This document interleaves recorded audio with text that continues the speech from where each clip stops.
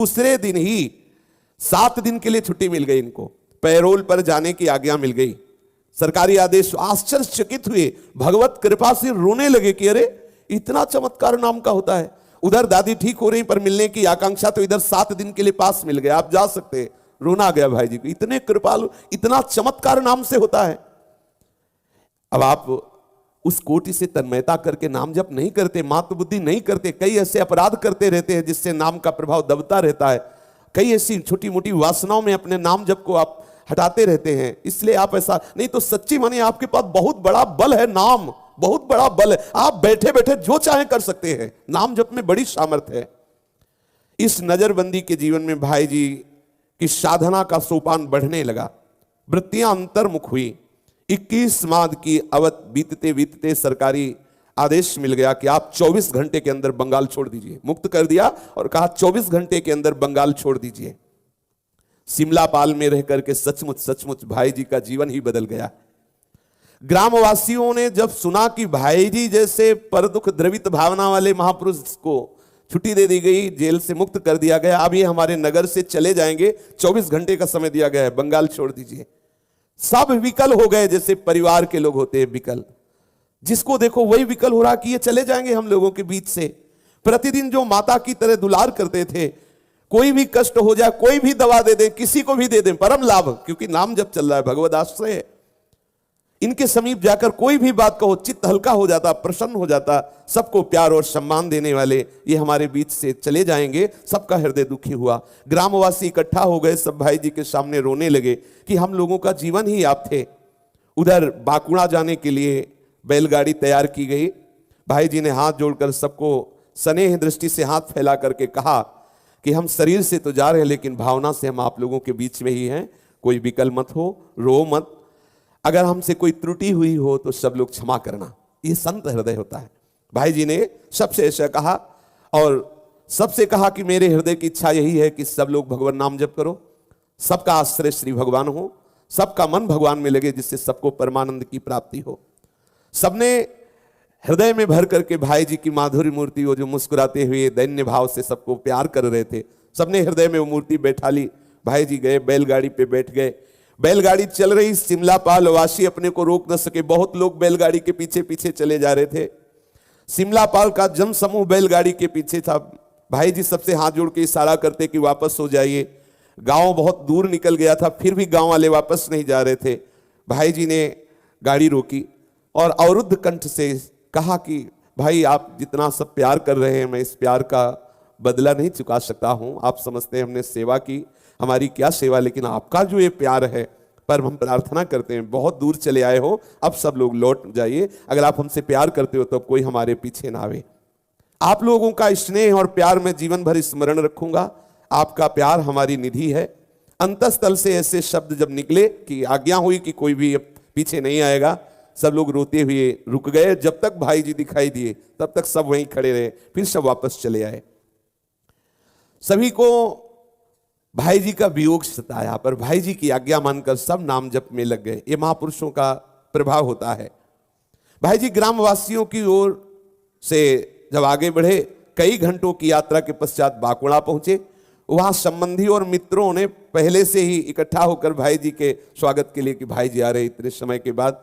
दादी जी और अन्य कुटुंबी और अन्य जन भी एकत्रित थे, सभी भाई जी से मिले। फिर रतनगढ़ के लिए रेल द्वारा प्रस्थान किया। भाई जी सपरिवार रतनगढ़ पहुंचे। वहां घर के सिवा कुछ था ही नहीं, कोई संपत्ति नहीं, कोई धन नहीं, क्योंकि आप तो जेल में थे। वयोवृद्धा दादी और पत्नी, कौन कमाए कहां से, जो कुछ था वो सब खत्म हो चुका था। दादाजी की कमाई शिलांग में भूकंप में ही सब भेंट चढ़ गई थी। कलकत्ते की वृत्ति में जो कुछ भी था वो सब समाज सेवा, राजनीति में सब खत्म हो चुका था। पिताजी के जाने के बाद कलकत्ते की दुकान भाई जी संभालते थे, पर जब जेल में थे तो दुकान भी बंद थी, तो किसी भी तरह से कुछ भी धन का आय या कुछ भी संग्रह नहीं था जिससे खाया पिया जा सके। ऐसे महापुरुष के जीवन में अगर था कुछ तो कर्ज था, जो दादी अपने सेवा के लिए ली थी वो भी कर्ज से। पारिवारिक जीवन निर्वाह की भारी समस्या। भाई जी के मन में कोई उद्वेग नहीं था, क्योंकि नाम जब चल रहा था। वो ये सब पहले से जानते थे कि उपासक के जीवन में आता है।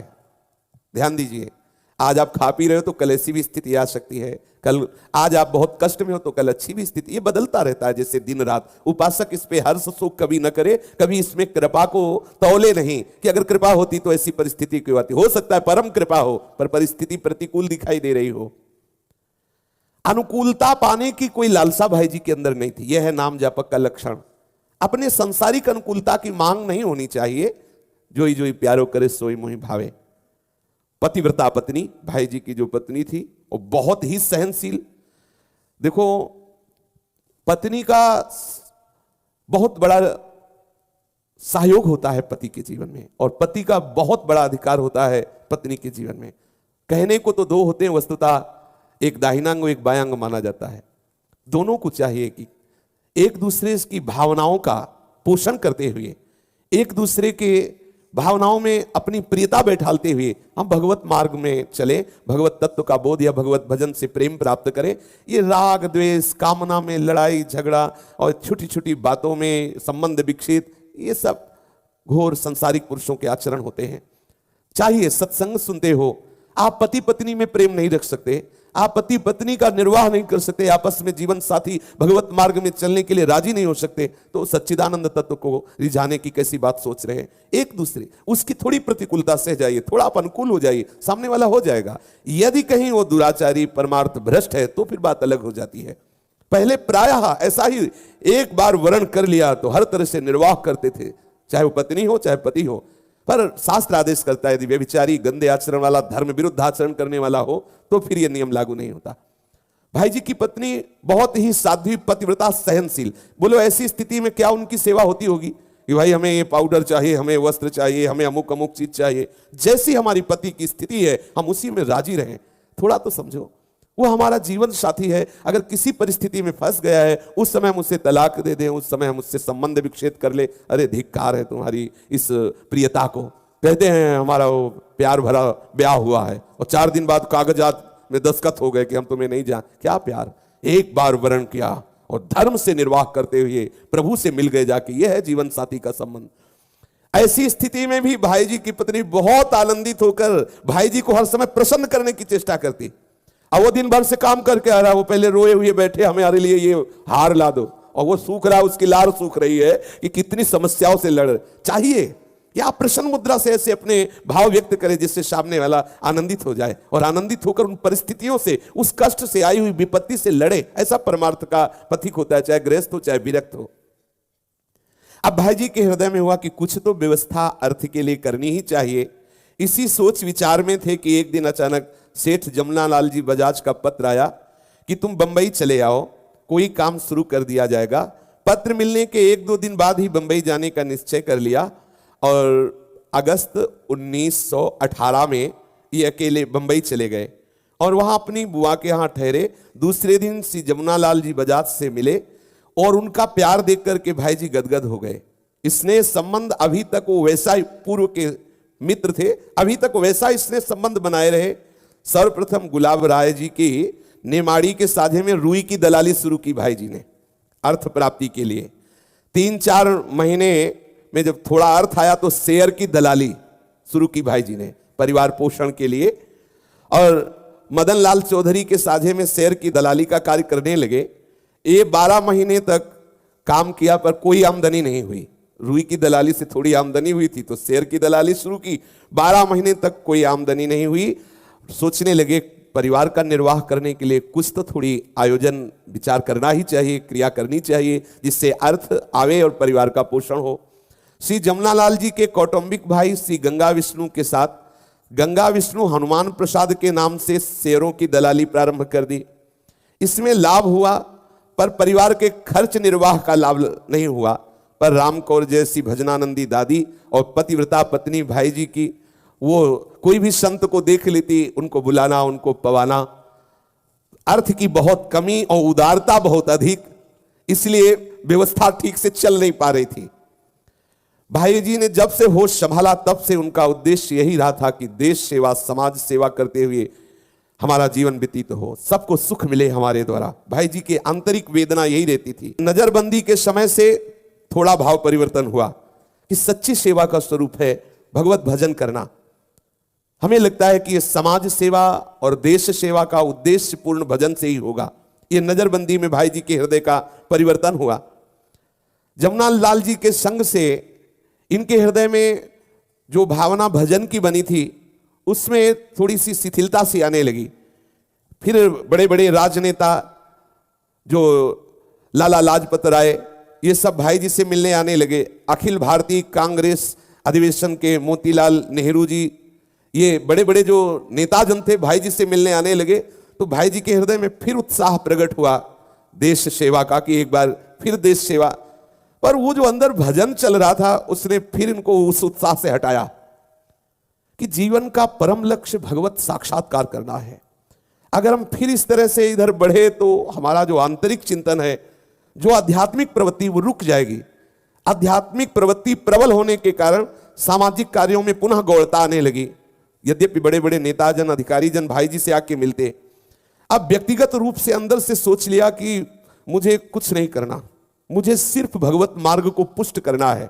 बीच में आएगा आपके भी जीवन में आकर्षण आएगा, धन का आकर्षण आएगा, समाज उद्धार का ठेका भी मन में आ जाएगा कि हमारे द्वारा समाज उद्धार होता है, ऐसी वृत्तियां आती हैं। लेकिन आप देखिए, भजन यदि चल रहा तो वो टिकने कहीं नहीं देगा, फिर हटा दिया। एक दिन एक घटना घटी कि भाई जी जा रहे थे तो देखा एक लड़की को कई नौजवान गुंडे पकड़ करके उसको गंदे भाव से, तो भाई जी अपनी कोई परवाह ना करते हुए टूट पड़े उनके ऊपर।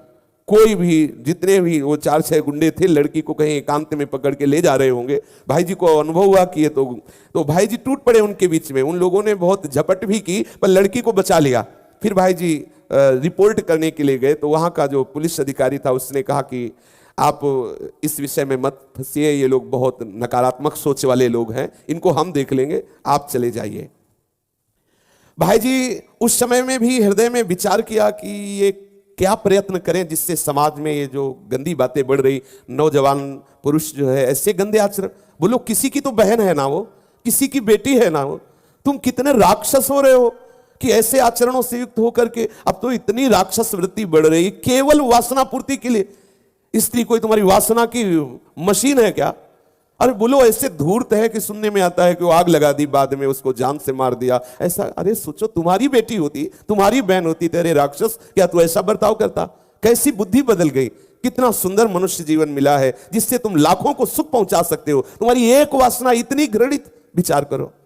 भाई जी ने विचार किया कैसे समाज को सुधारा जा सकता है। ये नौजवान अब आज की वृत्ति और बिगड़ती चली जा रही, गंदे गंदे दृश्य मोबाइलों में देखना और उसमें भावावेश कामावेश आ जाना, उसके द्वारा फिर चेष्टा होना, बहुत ये सब क्या हो रहा है? ये कलयुग का प्रभाव बढ़ता चला जा रहा है। धर्म क्या है, शास्त्र क्या है, भजन क्या है? अगर संतों को दुख होता है तो इन्हीं बातों को देख के दुख होता है। आप संयम से रह करके, सदाचार से रहकर, गृहस्थ का सेवन करके भगवत प्राप्ति कर सकते हैं। ऐसी दुराचार प्रवृत्तियां, हृदय कांप जाता है सुनकर के कि ऐसी प्रवृत्तियां, आग लगा दी। अरे तो उनको कपड़ा समझा है क्या तुमने?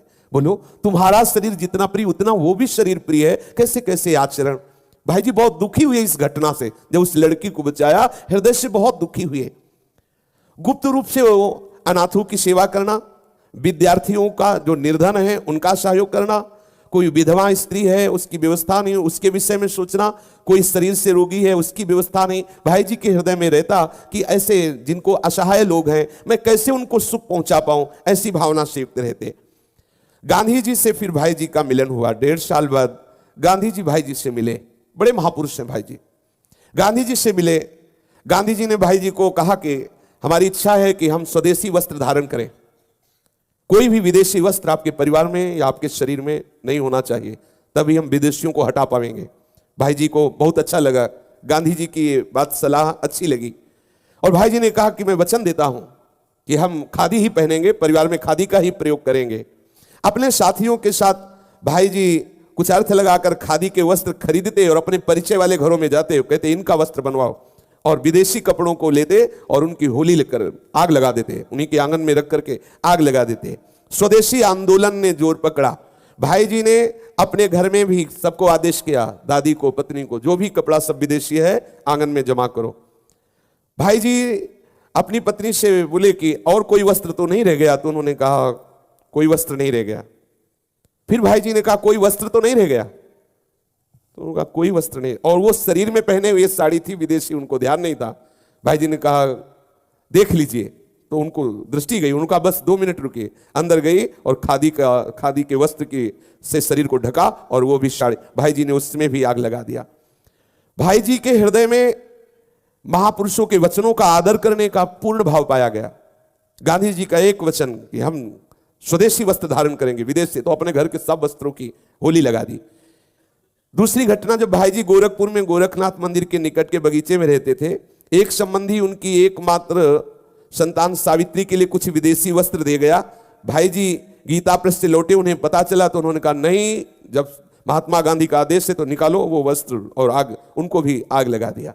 बड़े नियम के पक्के, मतलब समझो, संत महापुरुषों ने या गुरुजनों ने या शास्त्र ने या सिद्धांत ने जो आदेश दिया है उसे अक्षरशः पालन करना।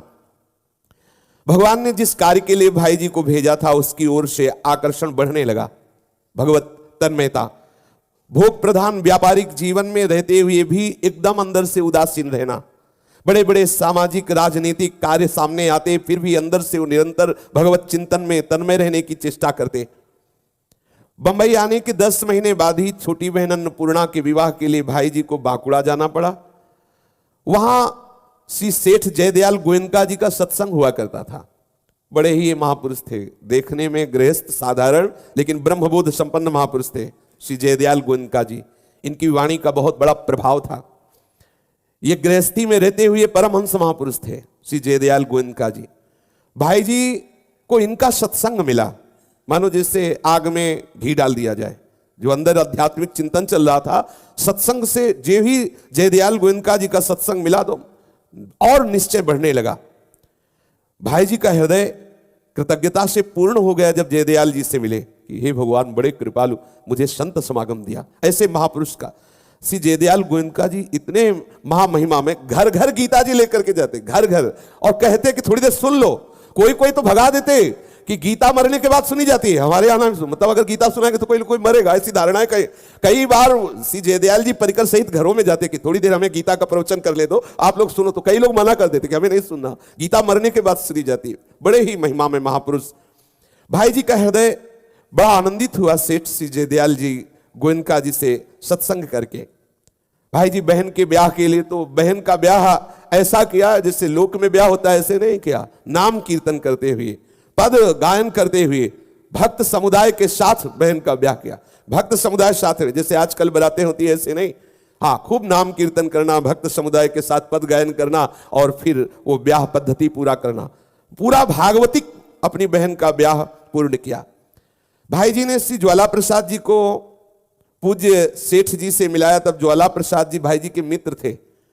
जे ही सेठ जी से वार्ता की तो वो भाई जी के मित्र ज्वाला प्रसाद जी को लगा कि इस भेष में ऐसा महापुरुष। जयदयाल जी की वाणी में बड़ा चमत्कार था, संसारिक आकर्षण को मिटा करके ब्रह्म की तरफ आकर्षित कर। पूज्य राधा बाबा ने भी जयदयाल जी का सत्संग किया, पूज्य स्वामी श्री राम सुखदास जी महाराज भी, और सब गुरु भाव जैसा ही रखते थे। जो आदेश करते थे जयदयाल जी उसका गंभीरता पूर्वक विचार पूर्वक पालन करते थे बड़े बड़े महापुरुष, क्योंकि वो निरंतर ब्रह्माकार वृत्ति में रहते।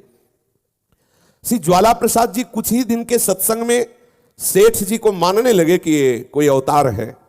इतना विशुद्ध ज्ञान, इतना विशुद्ध आकर्षण जीव में हो ही नहीं सकता। उनके हृदय में आया कि ये तो साक्षात भगवान है, तो साक्षात ब्रह्म है।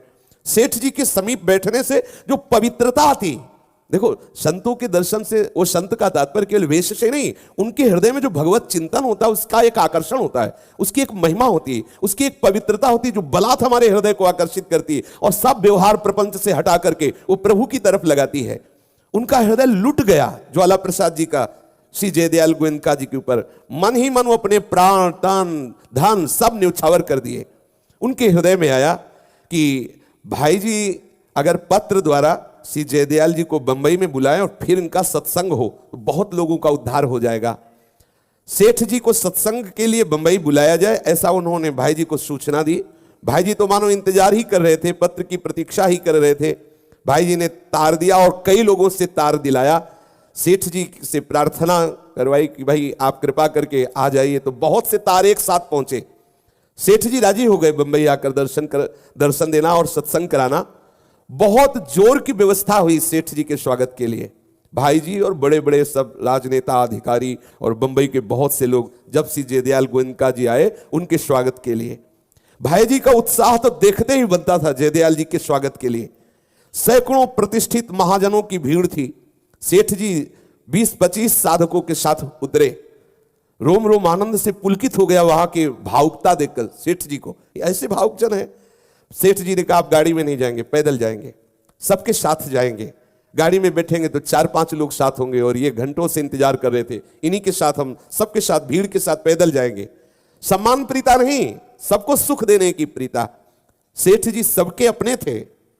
पूज्य सेठ जी पैदल ही चलना राजी हुए, पैदल ही चलना पसंद किया। बहुत बड़ा जुलूस, मान अपमान से उठे हुए संत के साथ इतना जुलूस, लेकिन उनके हृदय में कोई महत्व नहीं इसका। स्वाभाविक निजानंद स्वरूप में स्थित शरीर केवल चल रहा है और चिन्मय स्वरूप में स्थित है। 10 दिन बंबई में ठहरे। धर्मशाला में पहला व्याख्यान निष्काम कर्मयोग पर हुआ। श्री नर नारायण जी के मंदिर में कीर्तन आरंभ हुआ। 10 दिन तक कीर्तन और सत्संग श्री जयदयाल गोविंद जी का भाई जी पर विशेष प्रभाव पड़ा। नाम जापक पर सत्संग का विशेष प्रभाव पड़ता है। बस वो 10 दिन का सत्संग बस भाई जी के हृदय में ऐसी हुआ कि कैसे मैं उस ऊंचाई पर पहुंचूं, कैसे जो ये वर्णन हो रहा है मैं कैसे पहुंचूं, मैं कैसे अनुभव करूं। ये विकलता, सत्संग से ये विकलता जागृत होती है। अगर नहीं हो रही तो कोई ना कोई साधन आप कर रहे हैं, आप नाम जप नहीं कर रहे, नहीं तो सत्संग आपको चैन से नहीं रहने देगा। जब तक भगवत प्राप्ति की प्रबल लालसा नहीं, तभी तक आप खा पी करके आनंदित हो रहे हैं। और जिस दिन आपके अंदर लालसा लगन लग जाएगी भगवत प्राप्ति की, तो ब्रह्मादि के भोग सब विषम लागत है, कुछ अच्छा नहीं लगेगा। खान पान और हंसी मजाक, ये सब संसारिक प्रपंच, ये सब काटने दौड़ेगा। यही लगेगा कैसे प्रभु की प्राप्ति हो। शेष चर्चा आगे। श्री राधा वल्लभ लाल की जय। जय।